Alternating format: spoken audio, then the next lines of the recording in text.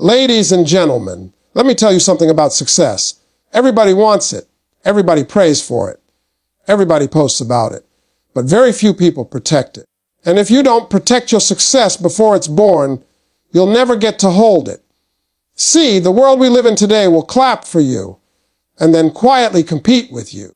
They'll smile in your face and question your moves behind your back. So if you really want to win in life, there are some things you must keep secret.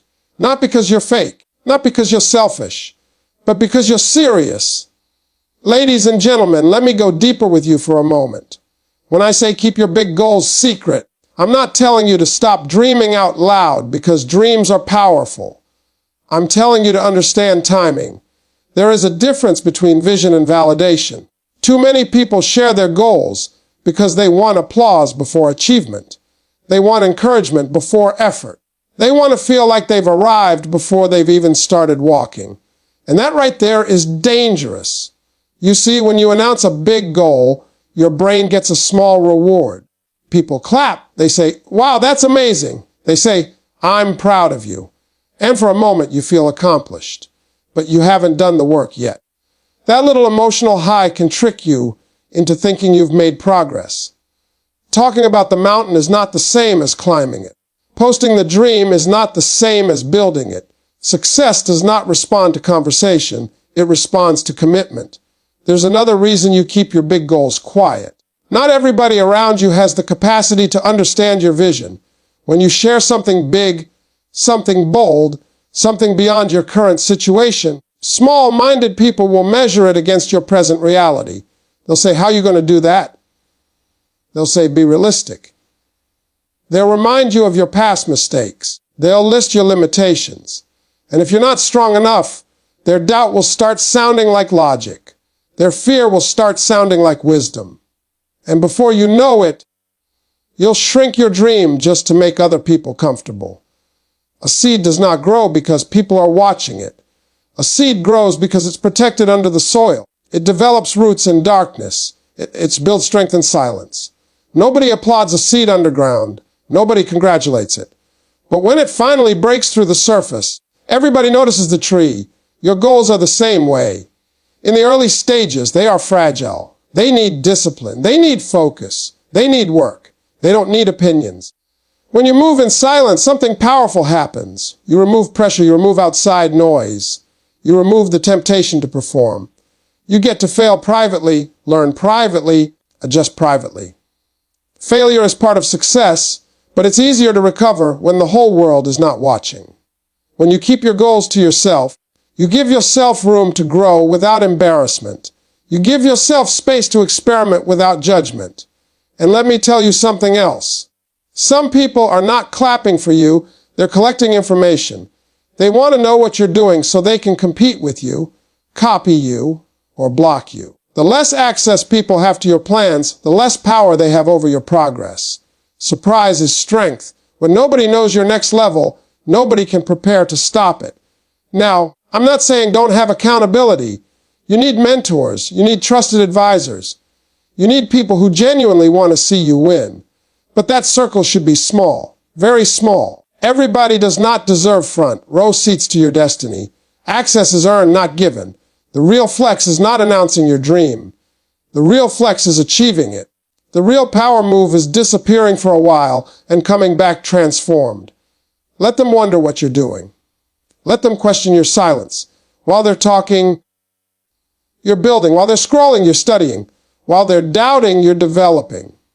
And one day, when the results show up, when the goal becomes reality, when the vision turns into something tangible, you won't have to explain anything. You won't have to convince anybody. The proof will speak. So protect your big goals like they're gold. Guard them. Work on them. Feed them with action, not announcements. Because the quieter you build, the louder your success will sound. Ladies and gentlemen, let's talk about keeping your next move secret. There is power in unpredictability. There is strength in silence. And there is strategy in not letting everybody know what you're about to do. Too many people lose before they even start because they announce their next move to people who were never meant to know it. When you tell everybody your strategy, you give away your advantage. In life, in business, in relationships, in personal growth, timing is everything. If people know your next step, they can prepare for it. They can compete with it. They can criticize it. They can try to block it. But when you move quietly, when you operate behind the scenes, you control the narrative. You control the moment. And you control the surprise. See, some people don't want to see you lose. They just don't want to see you win before them. That's a different kind of energy. It's subtle. It smiles at you. It encourages you publicly. But privately, it hopes you slow down. And when you tell them your next move, you give that energy something to work with. You give doubt a target. You give negativity direction. Why would you hand someone the blueprint to your future? Moving in silence builds focus. When you're not busy explaining yourself, you're busy improving yourself. When you're not defending your plans, you're executing them. There's something powerful about waking up every day with a private mission. No announcements. No updates. Just work. Real growth happens when nobody's watching. Real discipline is built when there's no audience. Another thing about keeping your next move secret is this. It protects your confidence. When you speak too soon, you invite opinions. And opinions are heavy. Some are supportive, but many are limiting. If 5 people tell you something won't work, and you're not fully grounded in your belief yet, you might start questioning yourself. You might hesitate. You might delay. And hesitation kills momentum. But when you move quietly, your only competition is your own consistency. You're not reacting to outside voices. You're not adjusting based on people's fears.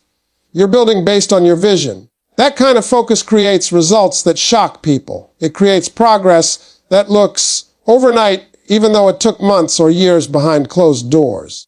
There's also a discipline that comes with silence. When you don't announce your next move, you remove the pressure to perform for approval. You're not chasing likes. You're not chasing validation. You're chasing excellence.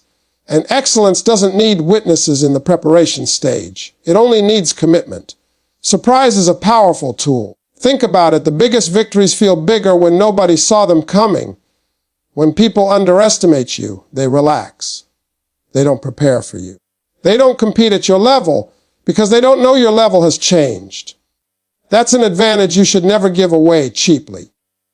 Now understand this clearly. Being silent doesn't mean being secretive out of fear. It means being strategic out of wisdom. There's a difference. Fear hides. Wisdom waits. Wisdom understands that not every room deserves your blueprint. Not every ear deserves your vision. Not every smile deserves your trust. When you master the art of quiet execution, you develop patience, you develop resilience, you develop inner confidence that doesn't depend on applause.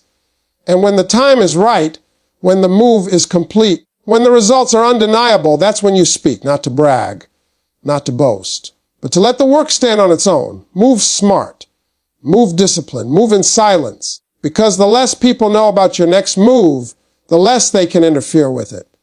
And the more focused you stay, the more powerful your outcome will be. Ladies and gentlemen, let's talk about something that makes people uncomfortable, keeping your income and financial plans secret. Money is powerful, not just because of what it can buy, but because of how it changes energy. The moment people believe you're making more, saving more, or planning bigger, something shifts. Expectations shift. Attitudes shift. Even relationships shift. That's why you have to be wise about who gets access to your financial world. When you start talking openly about your income, you invite comparison. Some people will measure themselves against you. Some will feel inspired, but others will feel insecure.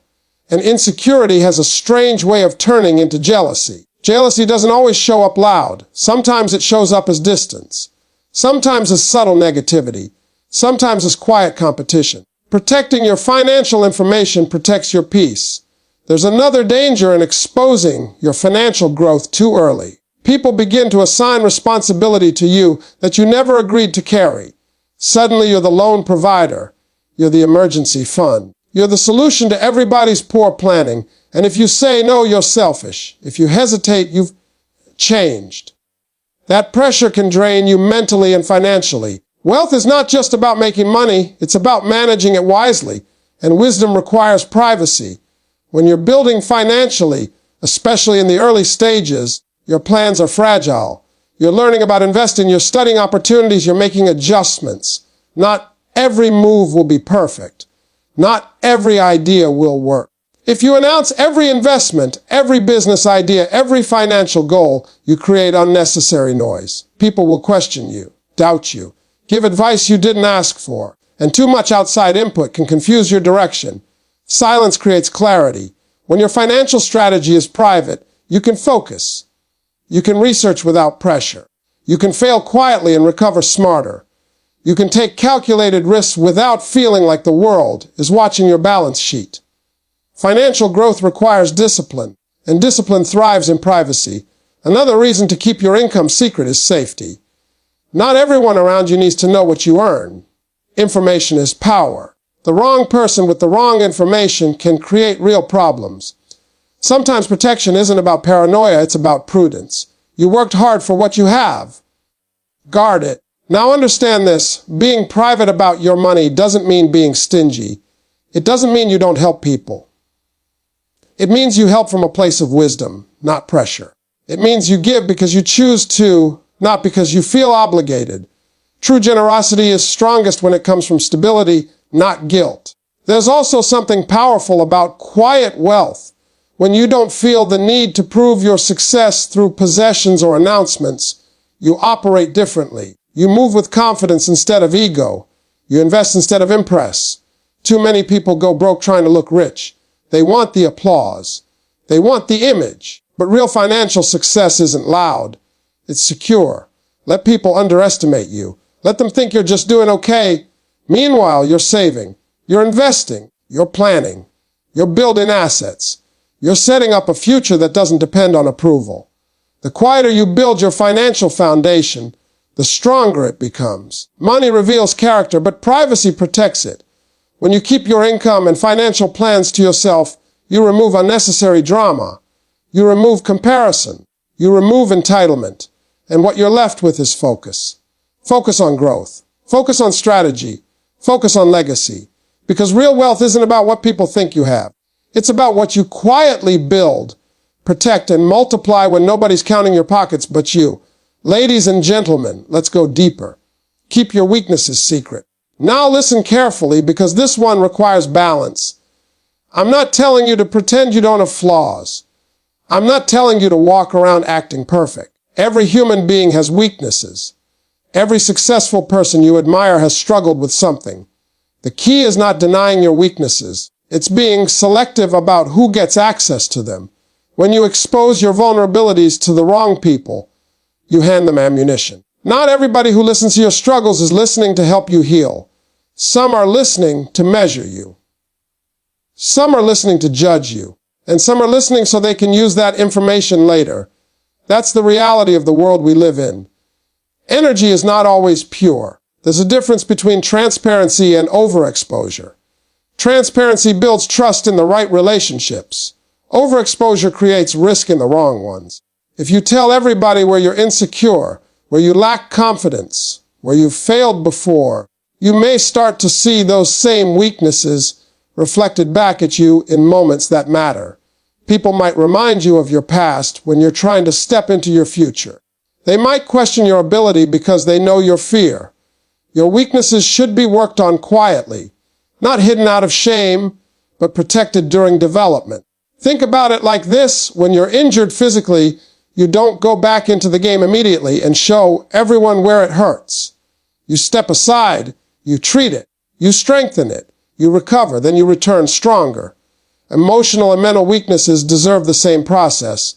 When you're battling self-doubt, when you're trying to build confidence, when you're overcoming bad habits, you need a safe environment. That environment is not social media. It's not the opinion of 20 different people. It's not casual conversations with acquaintances. It's a small circle. A mentor, a trusted friend, someone who genuinely wants to see you win and has proven their loyalty.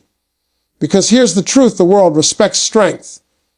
And strength isn't pretending you don't struggle. Strength is handling your struggle responsibly. It's saying, I'm working on this. Instead of broadcasting, this is where I'm broken. Growth is powerful, but growth is fragile in the early stages. If you let too many opinions into your healing process, you can confuse yourself. You can start believing you're more damaged than you actually are. Another thing about weaknesses, if you constantly talk about them, you reinforce them. Words are powerful. What you repeat, you believe. If you keep telling people, I'm bad at this, I'm not good enough, I always mess up, those statements start shaping your identity. Instead of saying it publicly, work on it privately. Replace weakness with practice. Replace insecurity with preparation. And understand this clearly. Some people don't forget what you confess.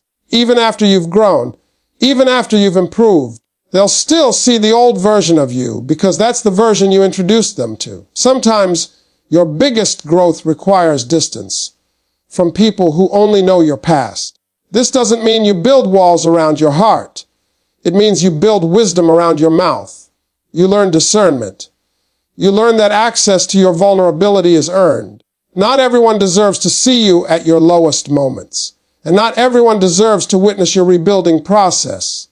Work on yourself in private. Strengthen your mindset in private. Fix your habits in private. Seek help strategically. Grow intentionally. And when you step back into the spotlight, when you show up improved, disciplined, confident, people won't know how hard the battle was. They'll just see the strength. And sometimes that's exactly how it should be. Ladies and gentlemen, let's talk about keeping your good deeds secret. In a world where everything is posted, shared, recorded, and announced, quiet kindness has become rare. But there is power in doing good when nobody is watching. There is strength in helping someone without needing applause. And if you truly want lasting success in life, you must learn how to separate generosity from attention. See, when you do something kind and immediately announce it, the reward shifts. It stops being about the impact and starts being about the image. You're no longer just helping, you're performing. And when performance becomes the goal, sincerity begins to fade. Success built on image is fragile. Success built on character is solid. When you help someone privately, something happens inside you. Your heart grows. Your humility deepens. Your discipline strengthens. You remind yourself that you are blessed enough to give without needing validation. That kind of mindset builds inner confidence that no applause can replace. Because you know who you are, even if nobody else does. Another reason to keep your good deeds quiet is this: people can misunderstand your motives. No matter how pure your intentions are, someone will question them if you make them public. They'll say you're showing off. They'll say you're trying to buy respect. They'll say you're building a brand off charity. And now your kindness becomes a debate. That distraction steals the beauty of the act. When you give in silence, you remove the noise. The person you helped feels dignity instead of exposure. They don't feel like a prop in your story. They don't feel like content for your timeline. They feel respected. Real generosity protects the pride of the person receiving it. It doesn't highlight their struggle for your recognition. There's also something powerful about building a habit of quiet service. When nobody is clapping for you, your motivation has to come from within. That builds integrity.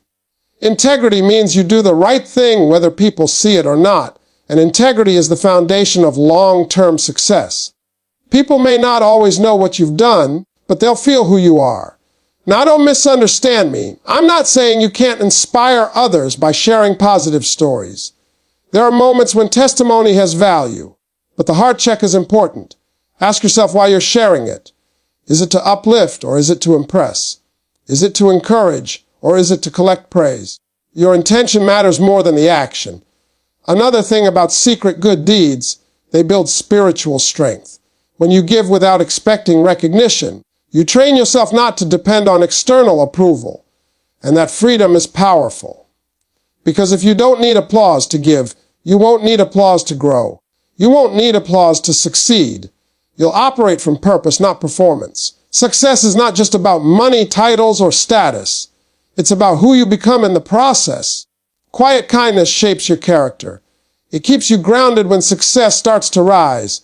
It reminds you that no matter how high you climb, you still have a responsibility to lift others. And here's something beautiful.